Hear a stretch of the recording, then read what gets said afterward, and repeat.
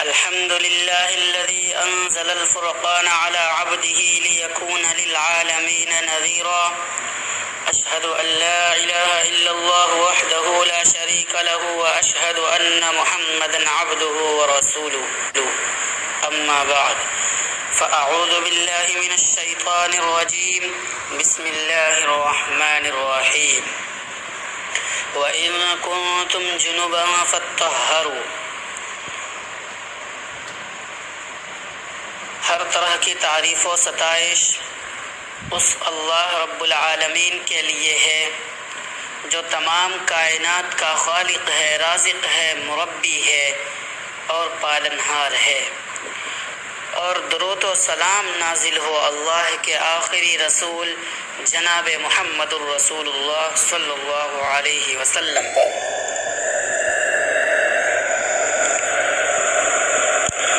محترم بزرگوں اور نوجوان ساتھیوں، غسل کا فرض ہوتا ہے اور غسل کا طریقہ کیا ہے؟ رسول اللہ صلی اللہ علیہ وسلم نے فرمایا، ان اللہ لا یستحیی من الحق، اللہ تعالی حق بات کو بیان کرنے سے حیا نہیں کرتے۔ تو غسل کے جو مسائل ہیں ان میں بھی بعض دفعہ کچھ ایسی باتیں بھی آتی ہیں جو بظاہر حیا کے خلاف ہیں، لیکن علم کی ایک بات ہے، سیکھنے اور سکھانے میں حیا اگر کریں گے تو پھر ظاہر ہے ساری زندگی جاہل ہی رہے گا انسان۔ اور غسل کے مسائل سیکھنا اس لیے ضروری ہے کہ غسل جب فرض ہوتا ہے تو جب تک مکمل غسل نہ ہو آپ کی نماز ادا نہیں ہوگی۔ رسول اللہ صلی اللہ علیہ وسلم نے فرمایا، الماء من الماء، حدیث ہے کہ غسل فرض ہوتا ہے خواہش نفس کے ساتھ جسم سے منی خارج ہونے سے۔ مرد پہ غسل کب فرض ہوگا؟ جب اس کے جسم سے شہوت کے ساتھ منی خارج ہو۔ منی بالکل سفید رنگ کی چیز ہے، ایک ہوتی ہے مزی۔ شہوت پیدا ہونے سے اگر کسی کے مرد یا عورت کے صرف رطوبت اگر خارج ہونا شروع ہو گئی، اس سے غسل فرض نہیں ہوتا جب تک مکمل شہوت پوری نہیں ہو جاتی اور مادہ مدیہ خارج نہیں ہو جاتا، چاہے احتلام کی صورت میں ہو یا کسی بھی طرح سے ہو۔ مردوں کے ساتھ چونکہ یہ بہت زیادہ ہوتا ہے، نائٹ فال کی صورت میں مردوں پر غسل کی صورت بہت زیادہ فرض ہوتی ہے۔ جیسے ہی بلوغت شروع ہوتی ہے احتلام ہونا شروع ہو جاتا ہے، ہفتے میں 1 دفعہ 2 دفعہ 3 دفعہ، بعض نوجوانوں کو روز آنا بھی 2 دفعہ ہو جاتا ہے، جبکہ خواتین میں یہ والی غسل کی صورت بہت ہی کم ہوتی ہے کہ ان کو نائٹ فال ہو گیا۔ جس طرح سے غسل فرض ہو، ہزاروں میں کسی ایک عورت کے ساتھ ایسا ہوتا ہے۔ ایک صورت تو یہ ہو گئی غسل فرض کی۔ دوسری صورت کیا ہے کہ جب انسان اپنی زوجہ کے ساتھ ملاپ کرے اور انٹرکوش ہو جائے، چاہے اس صورت میں دونوں میں سے کوئی ڈسچارج ہو یا نہ ہو، دونوں پر غسل فرض ہو جاتا ہے، مرد پر بھی اور عورت پر بھی۔ مردوں کے غسل میں ایک چیز یہ بھی ہے کہ اگر آپ نے رات کو نیند کی اور صبح آپ اٹھے اور آپ نے کپڑوں پر نشان دیکھا، اب آپ کو یہ پتہ نہیں چل رہا ہے کہ منی کا نشان ہے یا مزی کا، تو بھی آپ پر غسل کرنا فرض ہے۔ یہی سمجھا جائے گا کہ آپ خواب میں ڈسچارج ہوئے ہیں۔ عورت پر جب غسل فرض ہوتا ہے ایک اور صورت میں ہوتا ہے کہ جب خواتین کو ایام آنا بند ہو جاتے ہیں، حیض یا نفاس سے پاک ہو جائیں، تو بھی ان پر غسل فرض ہے۔ یہ تو غسل کی فرضیت سے متعلق احکام ہو گئے۔ کچھ چیزیں ایسی ہیں کہ جن میں غسل سنت ہے، فرض نہیں ہے۔ جمعہ کے دن غسل کرنا رسول اللہ صلی اللہ علیہ وسلم نے بہت زیادہ تاکید کی ہے۔ سنت کی 2 قسمیں ہیں، سنت موقدہ اور سنت غیر موقدہ۔ موقدہ وہ ہوتی ہیں کہ جن کو چھوڑنے کا اگر کوئی معمول بنا لے تو گناہ ہونے کا خطرہ ہے، اور ایسا شخص قابل ملامت ہے، اسے شریعت ملامت کرتی ہے، یعنی برا بھلا کہتی ہے، تو غسل سنت موقدہ ہے۔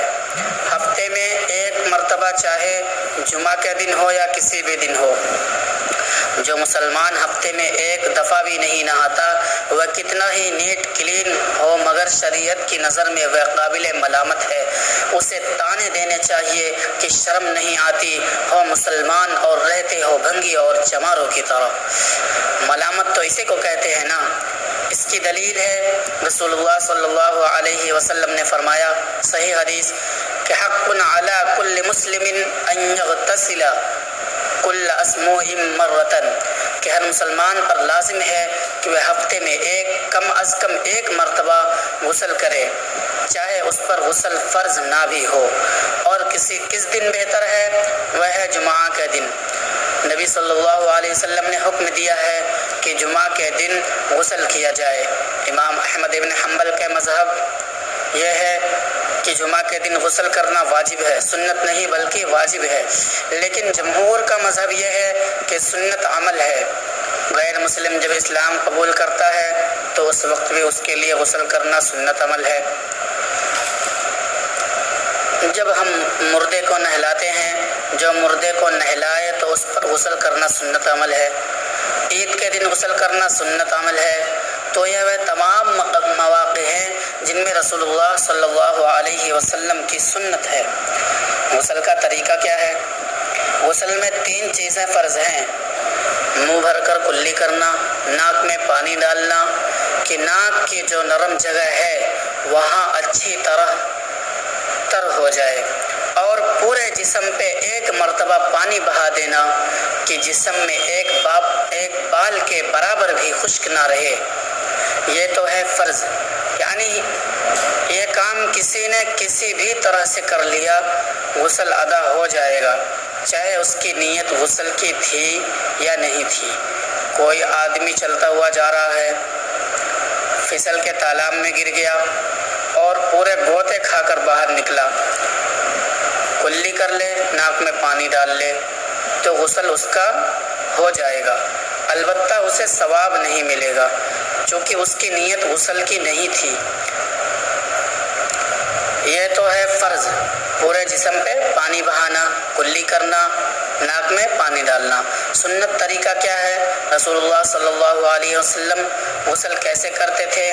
وہ طریقہ ہے کہ جب آپ غسل کرنے کے لیے بیٹھتے تو سب سے پہلے وہ جگہ دھوئیں جہاں نجاست اور گندگی لگی ہو، نائٹ فال ہوا، احتلام ہوا کسی کو، جہاں جہاں گندگی لگی ہو اسے دھوئیں، استنجا کریں، شرمگاہ کو خوب اچھی طرح سے دھوئیں، اس کے بعد مکمل وضو کریں، اس کے بعد دائیں کندھے پر پانی ڈالیں، پھر بائیں کندھے پر پانی ڈالیں، پھر سر پر پانی ڈالیں۔ سمجھ رہے ہیں بات کو؟ سب سے پہلے استنجا کیا، پھر وضو کیا، اس کے بعد غسل کیا۔